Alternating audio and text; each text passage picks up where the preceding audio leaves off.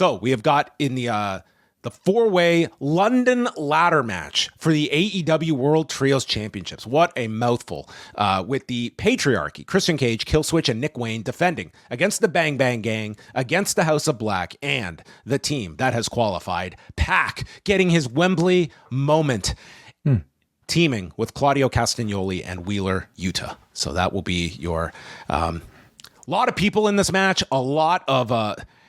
we're throwing ladders in there. I mean, I feel this is going to be a very busy match to keep track of.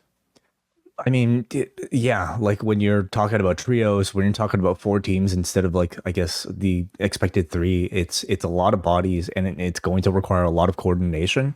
But I have faith in their ability to like plan some really impressive spots. So I'm looking forward to this. I haven't really been enjoying the feud at all. I think it's been a lot of like kind of tired, reasoning to try to get to a multi-man, a match through non-finishes and all that. But the ladder stipulation to me is the hook. It's there's no other, I guess other than the coffin match, no real like hardcore match. I guess it's the FTW hardcore match.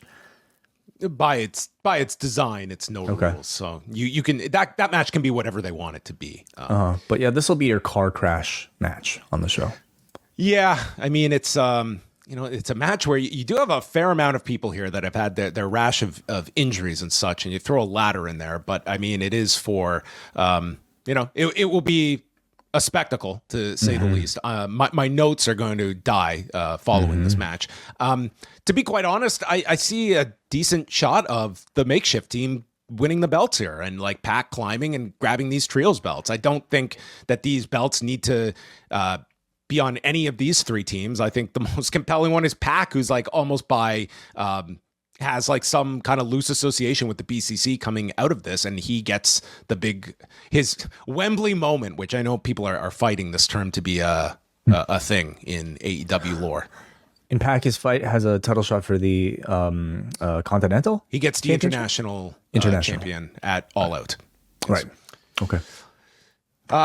Then let's go backwards. So the kickoff, only one match has been announced for the kickoff. There will be more, I'm sure. Stokely Hathaway and Chris Statlander against Willow Nightingale and Tomohiro Ishii. I think this is perfect for like a pre-show match that you have the easy comedy of Ishii with Stokely, and you also do have some stakes attached to this one where the winners get to pick the stipulation for the serious match with Chris and Willow 2 weeks later, which is kind of what you should have several of those on this show that naturally blend into the show that you have to turn around and do in 2 weeks. Absolutely. Yeah. I think Willow and Statlander have done tremendous work with each other this past year. And having this little preview on a kickoff with what is sure to be an incredible moment, seeing Tomohiro Ishii and Stokely Hathaway go face to face together in the ring, I think is a great way of promoting their match in 2 weeks' time. And I look for Willow and Statlander obviously to do the bulk of the work here. Yeah, I see the babyfaces just winning this one. I think it's a pretty simple way to do things, but could be fun for the time it has. Timeless Toni Storm and Mariah May for the AEW Women's Championship. This, I think, to many, might be the best built match on this show. I feel this match is going to have a lot of similar takes to CM Punk and Drew McIntyre at SummerSlam. And that sounds ridiculous, but I can see a lot of stuff being introduced in this match that some people are going to love, others that... Like, I just see this match being one that it's been built up. It seems like it's got such a big attention on it. Now you've got to do the match, and like to just do a straight up match almost seems like it's just counter to what this program has been, which has always been like this big elaborate presentation. I'm just curious what the match is. If it's just like a straight up grudge, because it seems as though, I'm curious because I really don't know what to expect with this. I think straight up match for the most part to me would be the way to go, especially considering Toni Storm for her matches. I think a lot of whenever they have been criticized, it's been because she's injected too much of the gimmick into it. I think she's gotten away from that, and I think you need to still deliver on in-ring quality, especially for AEW, but have all the dramatic sort of tension that you can muster up for the finish. Does Mina Shirakawa play a role in any of this towards the end? So she's got to be seated in the crowd, way out in the bleachers like Diana. Sure. Yeah. Exactly. In the same jacket, the same brown like cowboy jacket. Okay. I think you just go all the way. I'm expecting some incredible entrances, especially for Toni Storm, maybe for Mariah May as well. And I'm expecting Mariah May to win this one. This is, she's just been so incredibly impressive, since her debut and her transition into this like lead heel role. I think this is the perfect place to kind of really cement her status as like top villain in this division. I think May wins this match. Yeah. Mm-hmm. Then we have MJF and Will Ospreay for the AEW American Championship. And they went 59 minutes, 59 seconds on TV a month ago. And I don't see them going 60. Could see them going 30. I could see them go 30, 35. I think this is going to get a ton of time. And I guess as well, do you schedule this late in the show? It'll be interesting because I think you have a lot of matches that you can argue are worthy of being a semi-main. I feel like you're going to have Storm and May closer to the end, and maybe Ospreay and MJF closer to the front. Same with Mercedes and Baker. Okay, is this a Will Ospreay victory? I don't think that's guaranteed. I mean, you would think, okay, Wembley probably should have the hometown guy win rather than the guy with the American thing. But like the whole Tiger Driver 91 thing does make a really interesting element to think about. It's going to be Ospreay kind of coming to terms with actually doing it, but it's also going to be MJF teasing that he can pull it out as well. So it could be MJF finishing Will Ospreay with the Tiger Driver. So I think these two are going to have an outstanding match. They did for their 60 minutes, but I'm curious to see how they make things different this time around in less time. But obviously with a bigger stage and a lot more, I think, interest in storyline this time around. I think Will wins with the Tiger Driver, and he comes out of this, and he's more dangerous than ever because he has now this weapon that he wouldn't use against Swerve, he wouldn't use against MJF, and now he has overcome that hesitancy, and he's the dangerous challenger that can go back for the championship down the road. Yeah, I'm really curious if they're practicing the Tiger Driver 91, because other than the Kenny one, I'm not going to ever argue and begrudge like wrestlers for making moves look safe, but when you're billing this as like this sort of career ending move, I just wonder if they're like practicing it to make it look as devastating as they can, rather than like what might just be a bit of a flat back bump or upper back bump. Well, Tiger Drivers, chair shots to the head. They've figured out all of this stuff that you can do without any repercussions. Sure. Mm-hmm. Next is Jack Perry and Darby Allin for the TNT Championship in a coffin match that we will have. And you do have Darby Allin that is challenging for the title, but that is not for another month until they get to Grand Slam. I don't think that means I don't take that to mean anything that he's got this title match at Grand Slam. I think that this is a very big match for Jack Perry, who I think he has come back and he's in a good role, but this is a chance for these two to go out and have a real big match. And you could even argue that Jack Perry getting a win here could pay dividends down the road when these two could end up in an even higher spot like a year from now. Sure. Yeah. So let's say Perry beats Allin. Allin challenges and wins. You're talking about a Grand Slam. Darby winning the title at Grand Slam. Mm-hmm. Yeah, that's one way that you have an opponent right away. Now the coffin stipulation, I mean, it doesn't mean you can't have the heel win, but there is that aspect to things as well that they have done before, and you've also done the prior coffin match. The man has a history with the coffin match with Christian as well. Sure. I'm still probably going to go with Darby for this one just because he's the guy going for a championship. I think Perry has like sort of been unchecked as like a villain for quite a while, and this feels like it would be a good place for him to get his comeuppance. So yeah, maybe he wins it and he dubs this. This is now the Max Streaming Championship, and he reveals the new pay-per-view strategy. As a part of the finish, he just like grabs the mic before he goes for the pinfall. Says all that. Okay. Mercedes Mone, Dr. Britt Baker for the TBS Championship. I think this is going to be a great match. I have never had a concern about the match itself. I think they had a rough road to get here. They've had their highs and lows, but now that they are at the match, I think that people are going to treat this like this is a big deal. And I think that I think everyone on this show is going to have the time to have the match that they want. That is one. Oh yeah. One part of these AEW pay-per-views that as a performer, if you want to have your big match on pay-per-view, you're going to be given the canvas literally to do so. And if this one goes 20 minutes, it's not going to be surprising to me. Oh no, it can go longer than that. Like this is going to be such a long show, dude. Like I'm just looking at this and we don't even have the full card. Like I guarantee you this thing is going to swell by Sunday.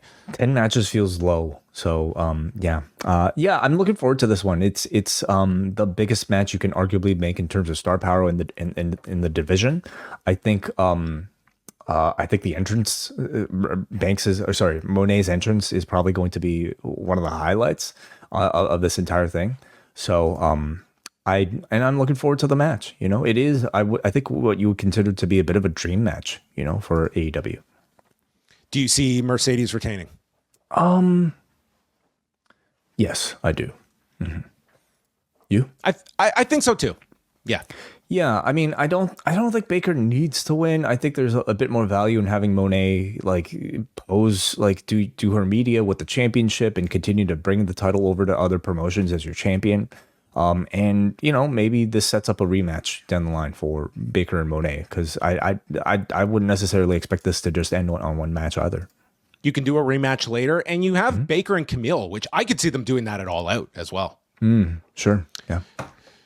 The Casino Gauntlet match thus far announced: Orange Cassidy, Mark Briscoe, Kyle O'Reilly, Hangman Page, and Evil Uno. Of course, the match can end at any point, and the winner gets a future world title shot. So I guess for many people, Hangman is the favorite, but this one is hard to guess because this is where you could load up surprises. And I guess as well, another question is, do you see a spot, whether it be in this match or anywhere else on the card, for an Okada, for a Jon Moxley, who I would say are the two biggest omissions on this card so far?